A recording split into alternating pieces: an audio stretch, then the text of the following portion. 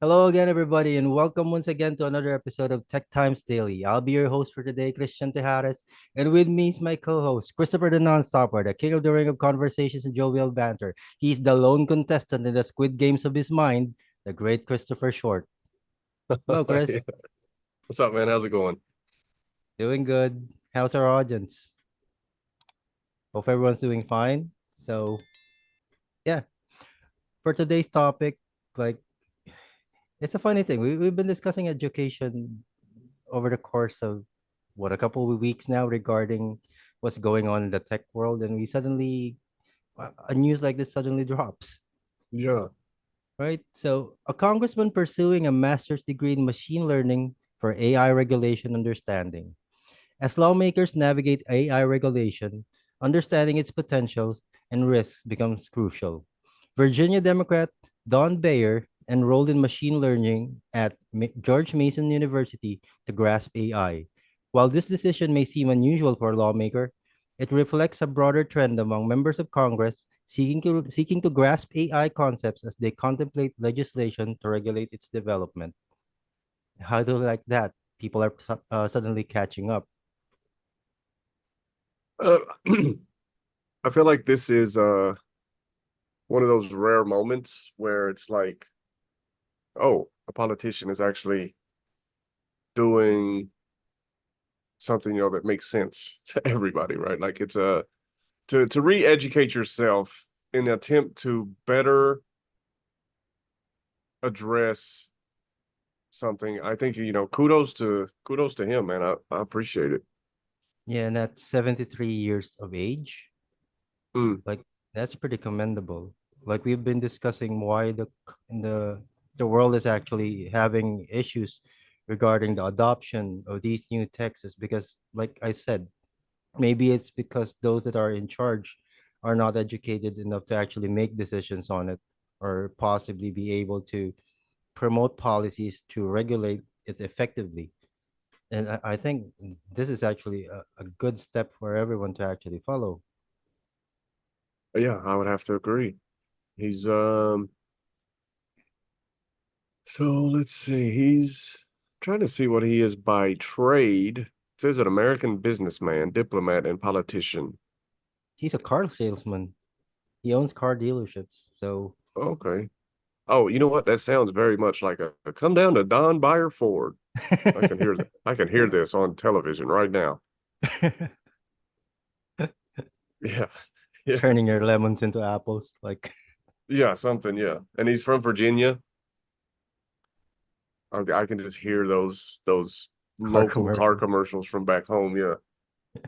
Uh, I mean, it's great, man, and I think it's necessary. I mean, I would go as far as to argue that, you know, this would maybe not a degree or, a full board college, but, a certification or some type of seminar should be almost compulsory for these guys because how are you going to regulate something that you completely have no understanding of? Yeah. And if you think about it, it would make the Congress hearings much more interesting now that both sides actually know what they're talking about. Yeah, exactly. Right now, I think they depend on interns and their staff to dig in and find a lot of these nuances and answers and things that come with AI. Whereas Representative Beyer, I mean, he'll be front and center. I imagine Yeah. it'll be scary as to go to a congressional hearing or whatever, and Know that someone has a degree on what yeah, and you what have you're to gonna be like discussing. it's Like like oh shit when Beyer starts asking questions, this is about to get deep. Yeah, but I yeah, think if it's you think great, man. about It's it, it's it's it's needed. It's very, very, very much needed. if you think about it, I actually posed this question to you a couple of episodes again. Like who among the leaders in the US actually had a grasp regarding technology? And I think the closest one that we got was probably just Obama being able to utilize social media for his campaigns and moving his base. This is much different. This is regarding policies, regarding innovations, and hopefully a couple of the congressmen actually follow suit when it comes to these because like I said, AI is not gonna uninvent itself. It's still gonna be here, along with all the problems that it poses. But if you can Right. harness that and turn it into the benefits of the country, be able to regulate it well, it's gonna be a non-issue in just a couple of years. As all of those that are in leadership actually understand it, and I think this would also lead to better cooperation from the tech companies if they have someone there in the government that could actually understand where they're coming from and might give them a bit more caution when it comes to trying to one up people. Right. Yeah, and worst or best case scenario, I guess, would be that it gives maybe, he will gain like a deeper appreciation for what it is, right? This could actually um change the course of regulation for AI in the US Yeah. if you have Yeah. someone that actually understands. Where was his name during the Democratic primaries? So Yeah. Well, yeah, I don't know. He's a Democrat, so but yeah, but let's maybe sooner or later we'll see his name on the ballot. yeah. But what do you think? 8 years from now, he'd be what, 81? Nah, I think he's done. This he's yeah, he's 76. Yeah, he's up there. So but nonetheless, man, like he would be valuable in a cabinet, you know what I mean, for well, pretty sure the next president's going to not be Democrat. But we could all be shocked. Rather than, but like I was thinking a minute ago, like this could definitely change how AI is regulated in the US if someone in that position has an understanding not only of the risks but of the potential, right? Like he will be able to essentially for himself and argue better for himself if he actually believes it, right? Rather than studies say or whatever it is.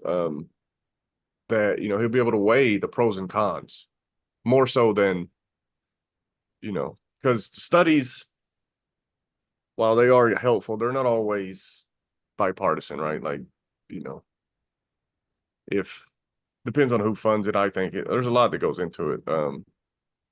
But yeah, it's like, what is this? AI is a threat, but it's more of a tool than it is a risk. So let's not regulate it as closely. Um, yeah, because regulation at this point, even with social media, regulation is really, really important. Yeah, and also in the political climate, I guess there in the US, you rarely hear of anyone, let's say in the tech industry, actually diving into politics or be wanting to be a congressman or any Hmm.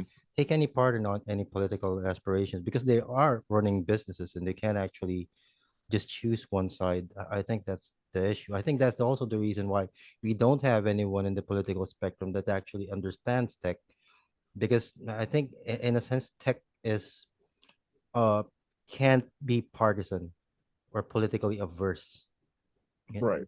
if you think about it. So with politicians nowadays, whether you'd be from the left or the right, suddenly adapting a firm grasp on the concept or principles of the upcoming technology, I think would benefit people more. Yeah, I agree 100%. Yeah.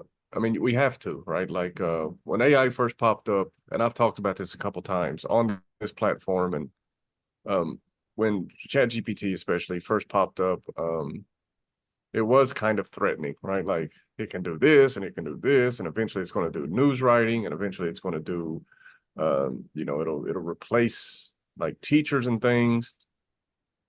Um, I think I was just naturally like threatened. You know what I mean? Like, man, fuck this shit. Like, I don't, God, this shit sucks or whatever. But now,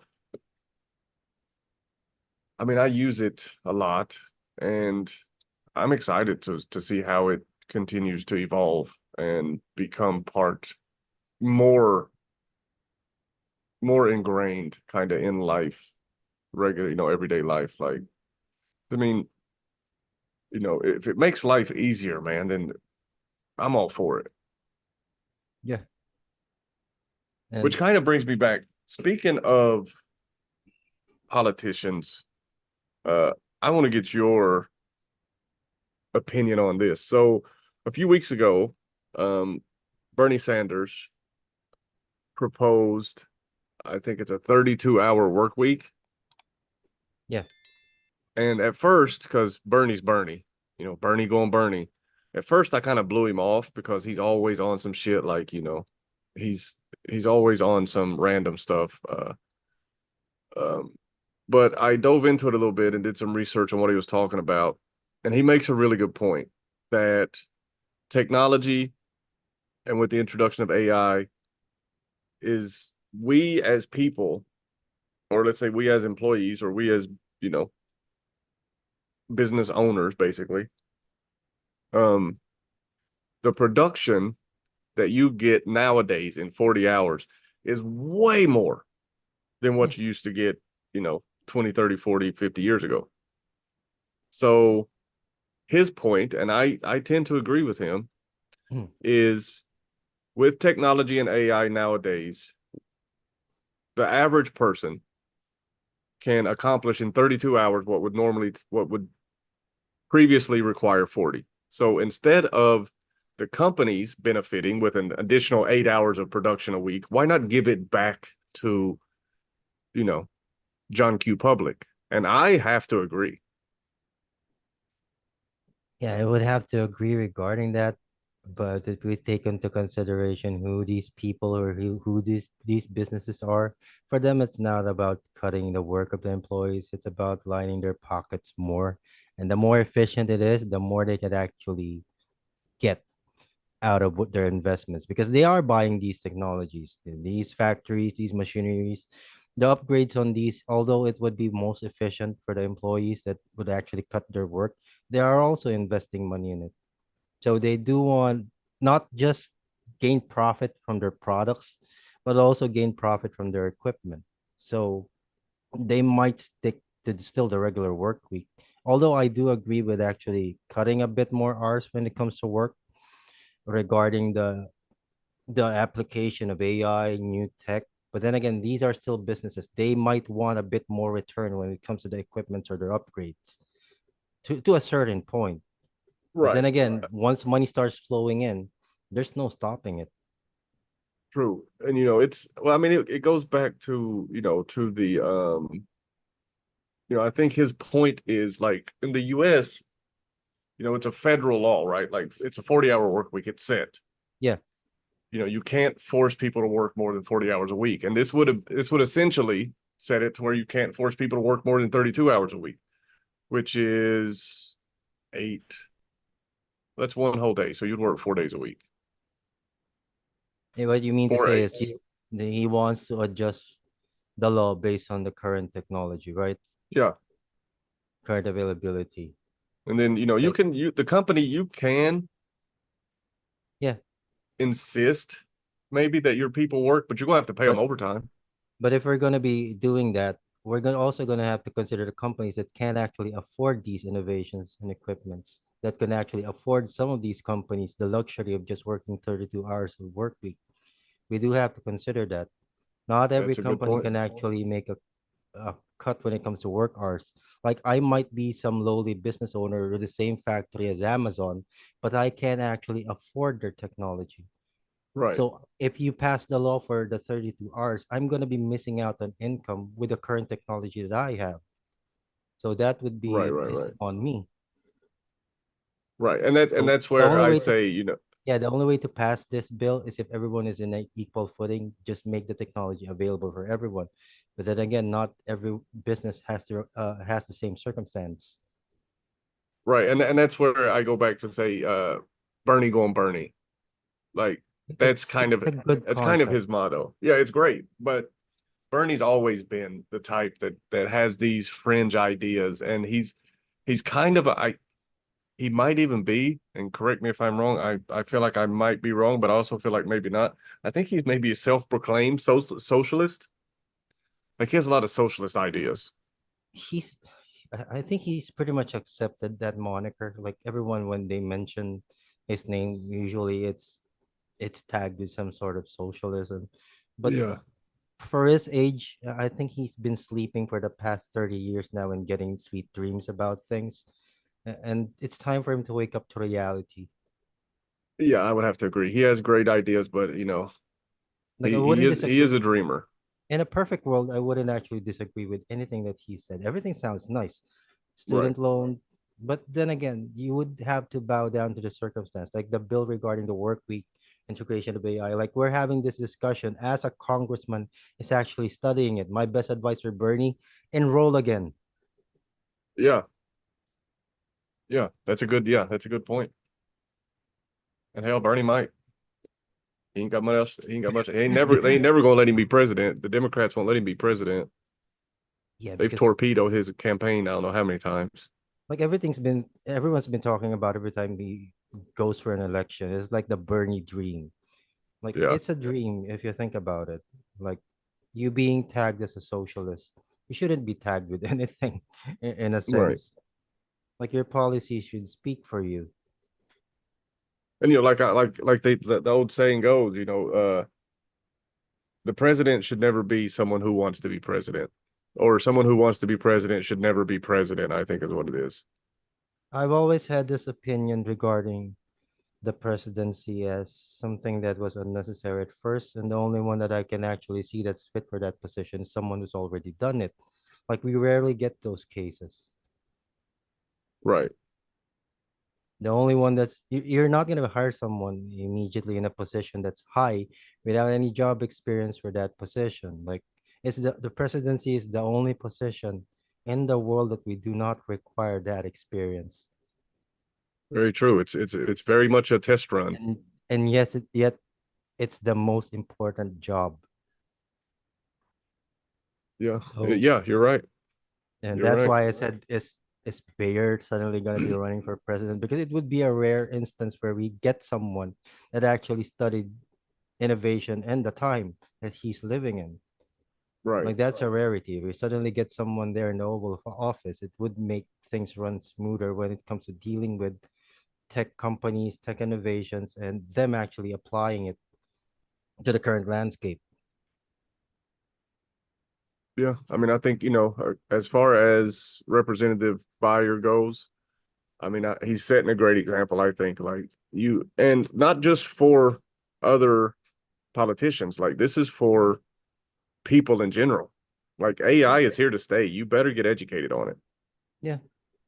or you're going to be, you're going to be sitting in the dust while everyone else is, life is much better, and you're still going to be using Google. You know what I'm saying? It's going to be And completely outdated soon enough.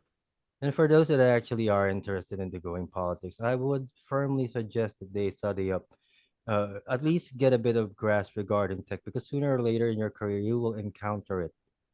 It's an inevitable fact. This is not a prediction, it's a spoiler. Oh, I think maybe not. It's not even inevitable. Like you can't run for office and hold rallies and town halls and things without some blue collar somebody asking you directly, how is AI going to affect my job? You Yeah. have to know these things.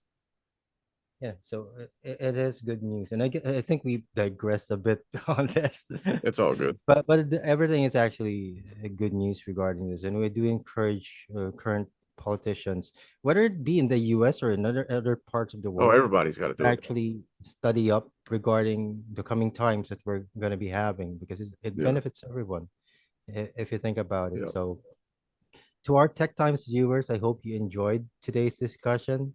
And we apologize, it's a bit long winded, but we do want to give you the best information and insights. So please don't forget to like, subscribe, share. And thank you for joining us on this episode. And on behalf of my co host, Christopher Short, we'll see you in the next.